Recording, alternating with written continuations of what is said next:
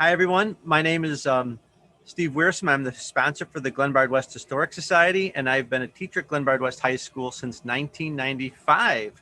And my guest today is Claudia Finley. And Claudia, um, you and I have worked together for many years with American Studies, but just tell me a little bit about yourself. Like, you weren't a social studies teacher right away. You were a reading teacher, as I recall. So just tell me a little bit about like how you found Glenbard West. What path led you there?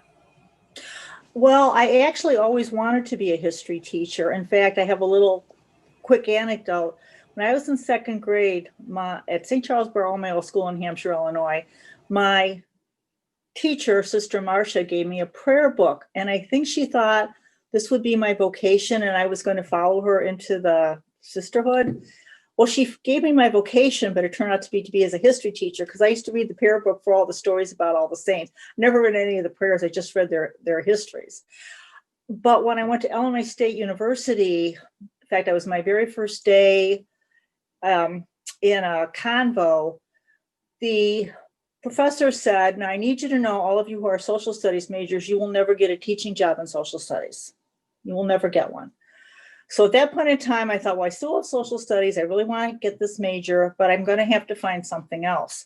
So I had a former teacher, Evelyn Baker at Hampshire High School, who became a reading specialist. And so I kind of turned to her and she mentored me and encouraged me to get my master's degree in reading, which I did from Northern Illinois University. And then when I went to apply for a job, and there's a funny story about this, I applied in 3 different places. One was McHenry, didn't get it.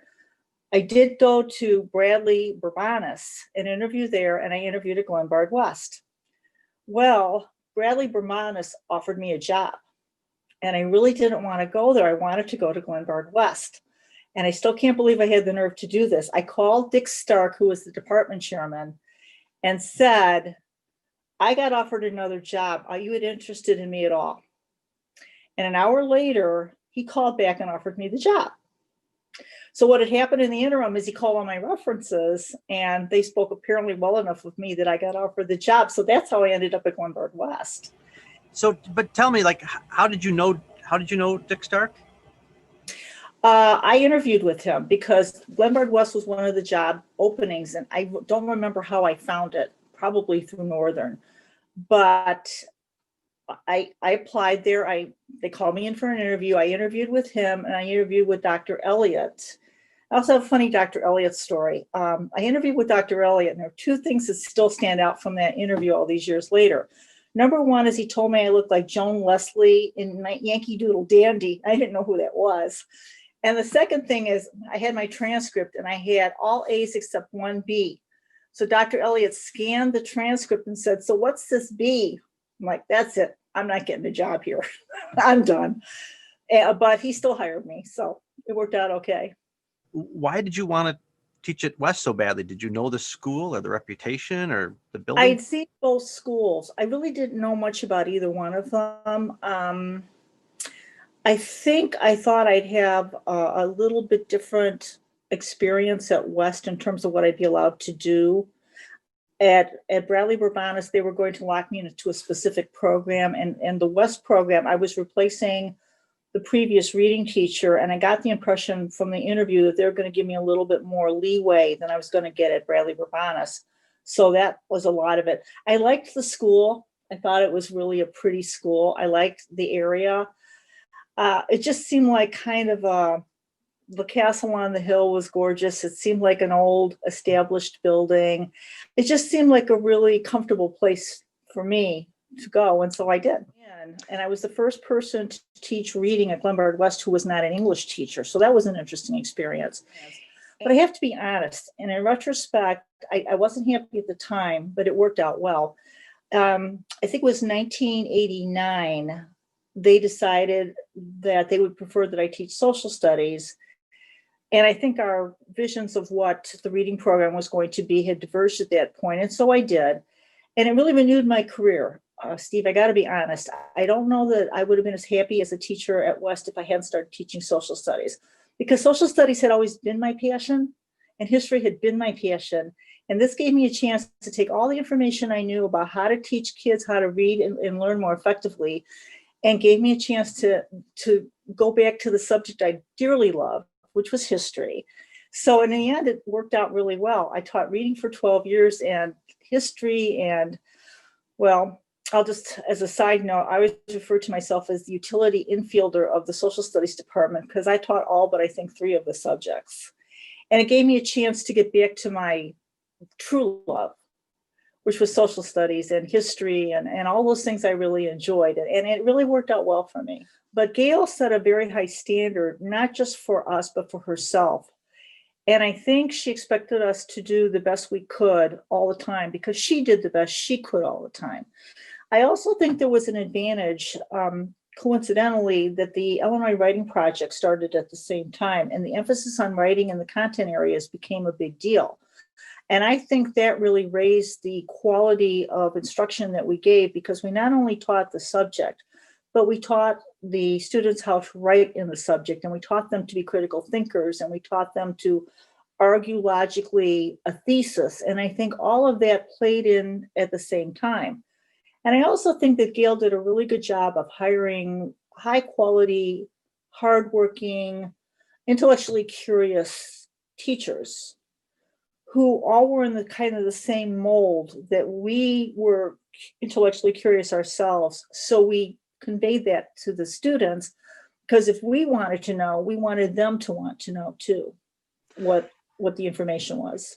One thing that sticks out about what you're saying is there must have been like some interesting changes, like to approach and curriculum with respect to social studies, because I'm just imagining it was a change from facts and dates and people and names to interpretation of events. And so it seems like, especially even now, the one thing that we want our students to do is to find their voice and to put things together.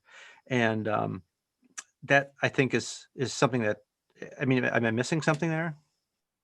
No, I think you're right. I think that there was a shift, at least in social studies, from facts to how do these facts all fit into a pattern. And again, we happen to be fortunate enough that there were trends in social studies nationwide that were coming to the fore in the course of our teaching careers. And we shifted from, well, let's memorize this date, to let's see how all of this fits together. Let's see how the political structures of civilizations have evolved. Let's see how the arts have evolved. Let's see the skill development. So we started to see things more as a pattern of a specific type of achievement and how it evolved over time, and less as discrete, separate events. And I think that made a big difference. I remember when I was teaching toward the end of my career, we were teaching more what I would call categorization in terms of these kind of events. Here's all the politics, here's all the religion. How did this evolve? And I think, and I heard students say, this helped them to see how everything pulled together and how it changed over time. And I think that made a huge difference. Let's just talk a little bit about some of the changes that you've seen. When did you come to Glenbard West? I can't remember. 1976. Okay, so, and then you retired? 2009. A day that you'll never forget. I thought I read in one of the yearbooks or something that the district office used to be in Glenbard West. Do you remember that at all? Right. Where was I that do. located? It was down, let's see what's down there now. Health is down there, and some of the social studies rooms used to be down there. It's that entrance it's that one entrance that's kind of on the first floor, and you can come in, but it's usually blocked off and you can't get in there. Those are all the district offices. And then they went over to a building on Roosevelt Road. And then they finally were in the old Glen Ellen Public Library. But that was kind of interesting. We probably behaved ourselves really well while they were there. Well, we did behave ourselves all the time anyway, but that was really different, and we really needed the space. So we were very glad when they moved out, because Glenbard West expanded at the same time the technology came in. And so there was more need for different kind of rooms at the same time we were having more students. And we had limited amounts of places to put them. So it worked out well that the district office was relocated. I think the biggest change that I saw was when the Glendale Heights students came in 1982. Prior to that, I'd say Glenbard West was pretty monochromatic in terms of the student population. And when those other students came in, we saw a big shift, not only monochromatic, mono socioeconomic. And we saw a big shift of students coming in who were from different socioeconomic groups. They were from different ethnic groups. And I think that that changed for the better the flavor of Glenbard West. I think it gave everybody a chance to see what real life would be like in terms of the people you would meet in your everyday life. I'm not sure that these students would have interacted in the same way as adults as they do now, because they saw students of different groups as young people and learned to work with them and learn to interact with them. And I think that that was probably the single, and I call it a positive change. And I know that, and I'm guessing now the ethnic mix is probably about 35% minority, a little higher perhaps at West now. Can you talk a little bit about what happened with you in the 1980s and 90s and those last 3 decades? In terms of, Tell me about your story. Were you at Glenbard West during the filming of Lucas, during Yearbook? And then, of course, you have to tell me about your classroom. Oh, okay. Yes, I was for Lucas. I wasn't as affected by that because most of that was shot in the summer. I did go with Chris David one time to be an extra, and we lasted half an hour, and then I was done. I saw Charlie Sheen though from a big distance. Like, woo, that was exciting. But Yearbook, whoa, that I have a very painful memory of that. And the reason it's painful. You've never told me about this at all. This is the first time I'm hearing this. One of the students who was profiled was named Roy Rauch, and Roy Rauch had been my student. He was a lovely young man trying to find his way. I had taught several of his siblings. He was from a family of 13. And at the very end, he kind of dropped the ball and didn't graduate. And I remember being upset with him and telling him that. And then 2 months later, he was murdered. And he was murdered in a particularly brutal way. He was got into a fight with a gang, and they beat him to death. And I think to this day, that's probably one of my biggest regrets, that the last thing I said to him wasn't more encouraging than it was. But even to this day, just thinking about him hurts my heart. So Yearbook is always kind of a painful memory for me. The other memory I have of Yearbook is that they were very intrusive. I had another situation. For some reason, I ended up being really inadvertently involved with that program. I had another student, and they met in my class, and I'm like, oh, geez, this is all my fault. They met in my class. They ended up having a baby, and he ended up dumping her. But they ended up being profiled on Yearbook too, and so I ended up being interviewed for that. And I remember the Yearbook editors kind of wanting to manipulate that situation and being really angry at them. And I saw that a lot. So I thought that program, while it was interesting, and I kind of wish I could find some of these tapes and watch them again. And there's only a couple you can find. But yeah, at some point in time, I remember one point in time, I was yelling at a kid in the hallway. And there's a story behind that too, but I was really telling him off. And I looked over my shoulder, and the Yearbook, Fox Yearbook office was right down the hall. And I look out, and the producer's looking out, and she's getting ready to film this. I'm like, oh no, this isn't happening. And I pushed the kid back in the room. I think it made for a very interesting year. I'm not sure that it didn't make us all a little bit uncomfortable in terms of the fact everything was fodder for being filmed. And I think that put all of us a little bit on our guard. So, and as I said, because of Roy, it's just, it's a painful memory for me. So let's skip out of that because there's two stories that we want to tell about how the building was out to kill you. So can you Well, tell us those stories? the building was out. Fred L. Beaster, the joke my students told was Fred L. Beaster, the ghost of Fred L. Beaster had risen and was out to get me. I had a lot of poltergeist experience at West. I don't know if I've ever told you all of them. Let me just stop there just a second because Fred L. Beaster was our first principal, and he was also superintendent of Glenbard District 87. So I'm going to put his picture up on the screen so people can see him. But I did not know you have poltergeist stories or ghost stories. I think people were very happy when I retired because I didn't destroy the building on the way out. So the very first one was the worst one, of course. And that was in 1988, and I think it was September 5th, if I remember correctly. I recently posted a picture, which I think you can find. It was the last period of the day, and I was in Mary Kate Bertain's room, and all of a sudden one of my students said, look at the lights. Now, this was back in the days when they had the lights, the fluorescent lights were hanging from those poles. So it was those bars and they had the poles. So the lights are going, instead of like this, they're going like this. And I still remember it was Robin Turek. I would love to talk to Robin Turek again sometime because Robin Turek probably saved all of our lives. So Robin Turek said, look at the lights, and the lights are going like this. And so I thought to myself, those lights are going to fall down. And we had been told specifically we could not take the students out of the building without permission. We were not allowed to do that.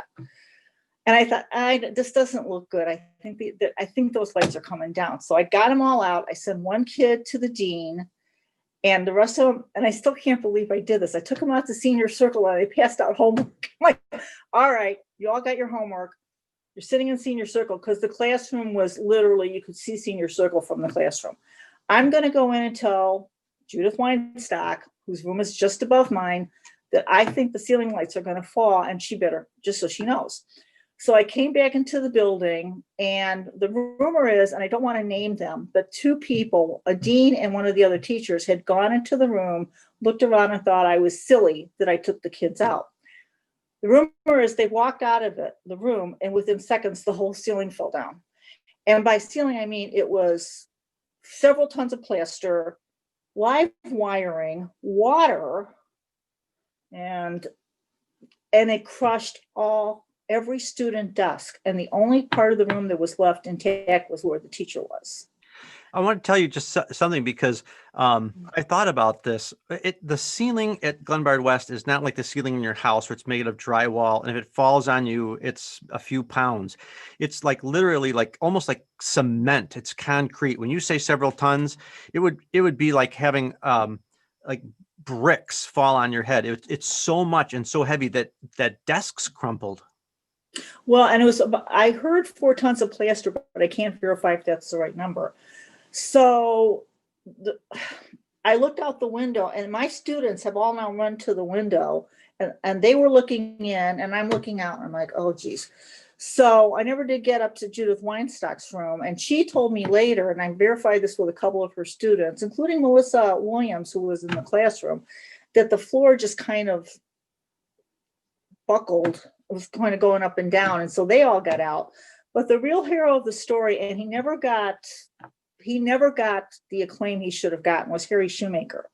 Harry Shoemaker had the room below mine, and when all of that plaster and wiring and water fell down, it knocked his ceiling down. Now, I had about 10 minutes to get my kids out. I mean, my kids were outside looking at their homework, and I was inside. He had 30 seconds. Apparently, when the ceiling fell, black water was pouring down the side of the walls, and he had 30 seconds to get his kids out. Yeah. Mm-hmm. So, and the end part of the story, we were out of school for 6 days. The school board had a meeting, and shoot, I could have showed it to you. I have a picture of that online too.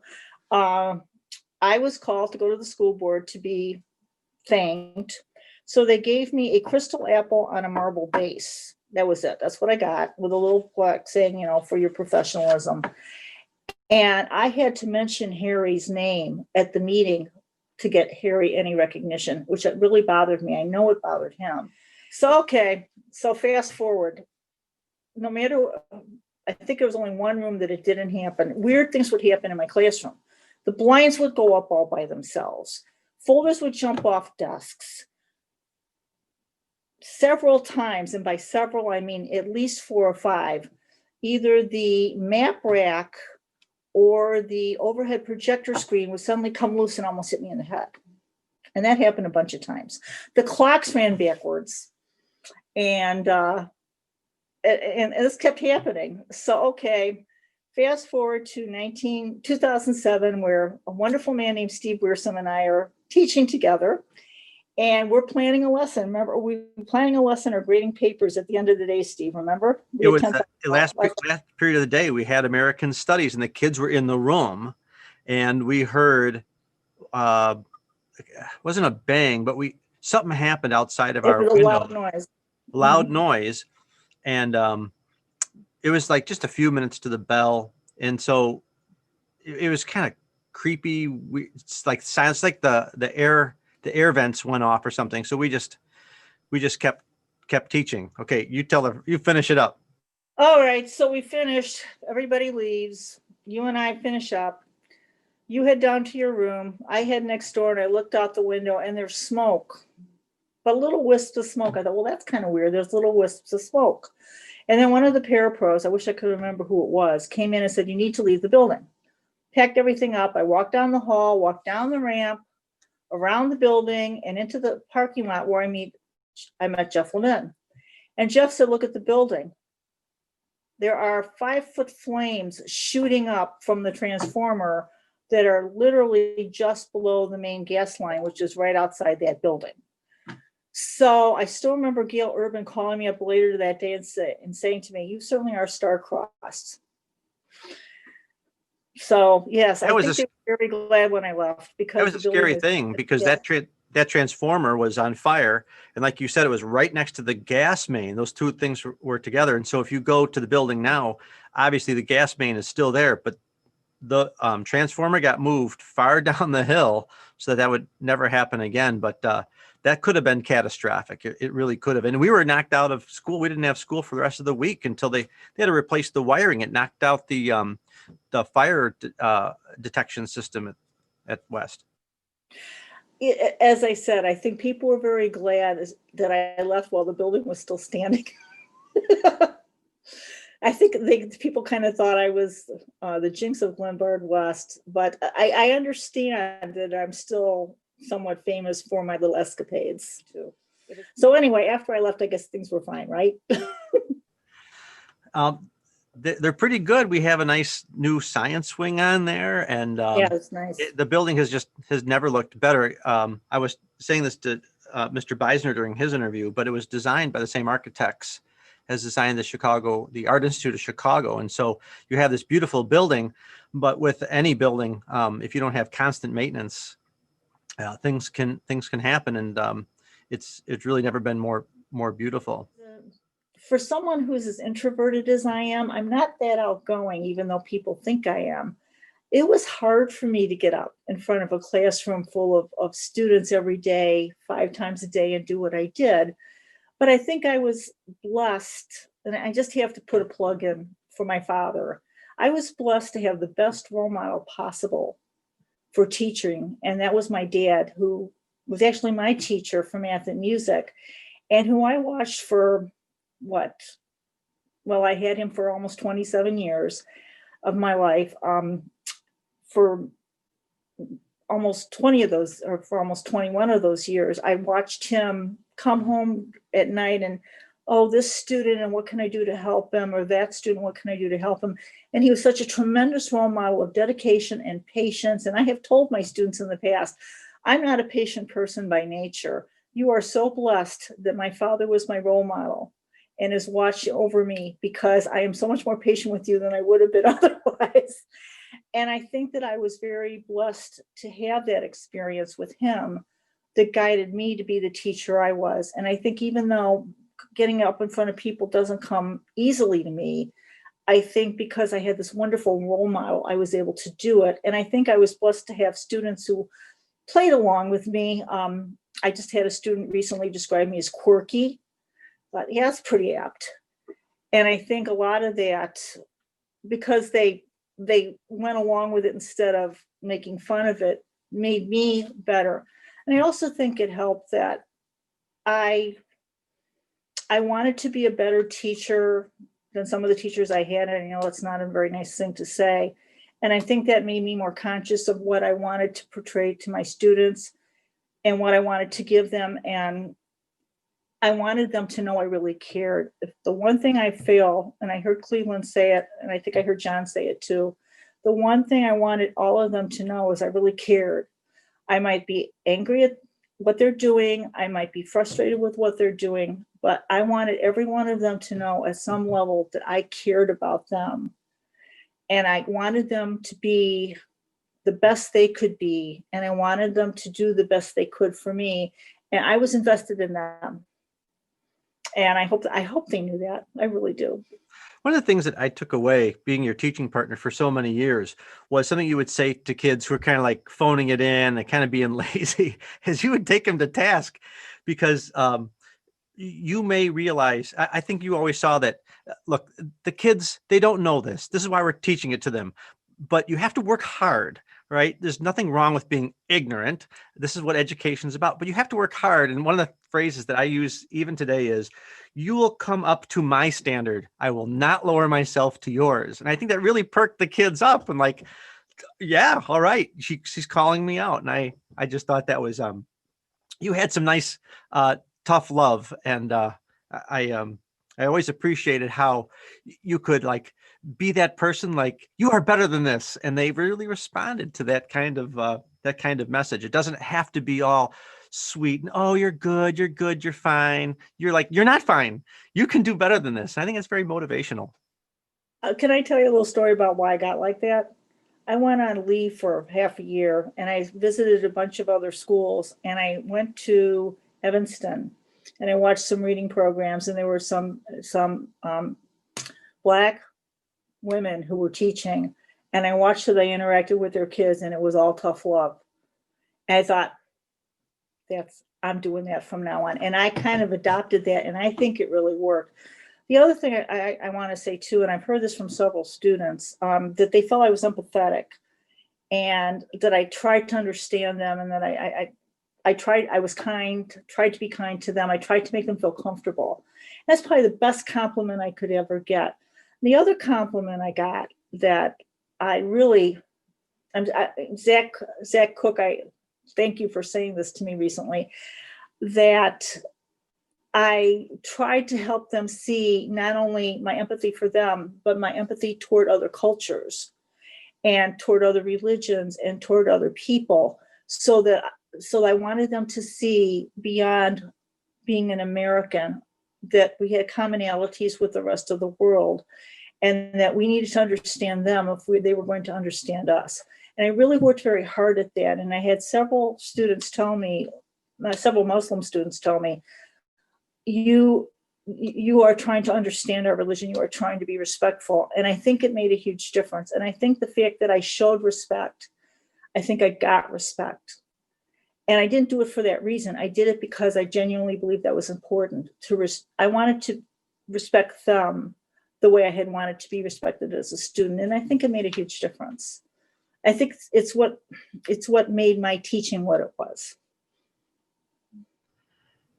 So you mentioned you were like a utility baseball player, and you taught like almost every single class in social studies.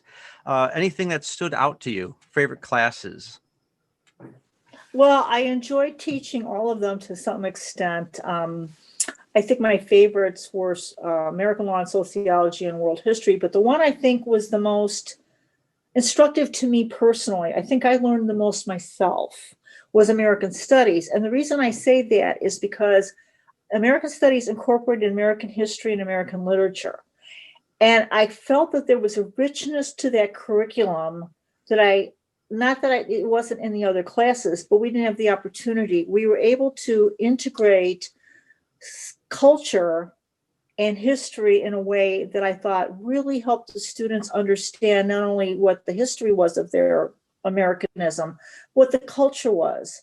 And I think for me, I learned so much from you and Judith and Gigi teaching that class, because I would sit there and listen and think, wow, that literature really reflects this period, or wow, that period really reflects this literature, and see how one influenced the other.